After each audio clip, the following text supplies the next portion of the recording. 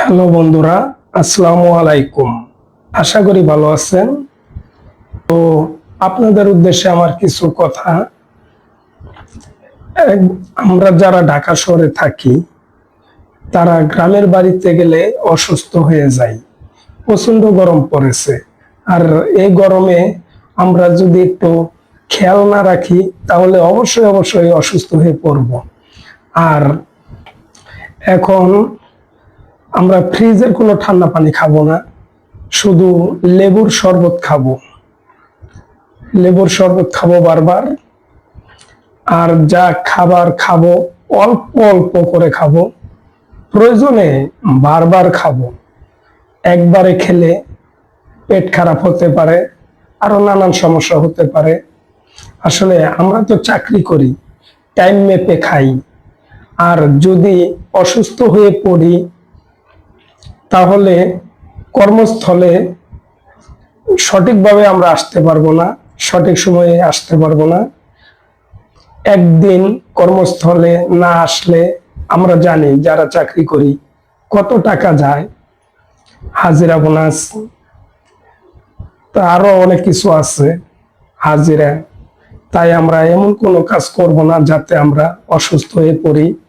আমরা এদিকে খেয়াল রাখবো। আরেকটা বিষয় হলো যে নিজের কথা চিন্তা না করে পরিবারের কথা চিন্তা করে হলেও আমাদের সুস্থ থাকতে হবে।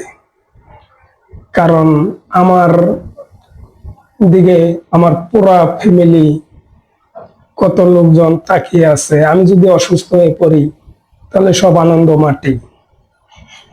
আমরা এদিকে খেয়াল রাখবো। আর পারলে গ্রামের বাড়িতে যেহেতু গেছি, টাটকা শাকসবজি খাবো। যেমন দেশি ডিম, দেশি মুরগি, মাছ, দুধ, পুঁই শাক, কবুতরের বাচ্চা, ডাল ইত্যাদি বেশি করে খাবো। আর আমাদের ছোট ছোট বাচ্চাদেরও এগুলো খাওয়াবো।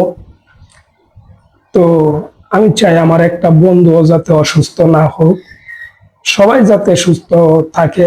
আল্লাহ পাক যেন তাদের সবাইকে সুস্থতা দান করে, এই কামনাই করি।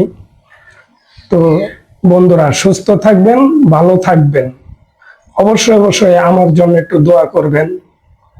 আমিও যেন সুস্থ থাকি, আমার ফ্যামিলিও যাতে সুস্থ থাকে, এই কামনাই করি। ধন্যবাদ সবাইকে।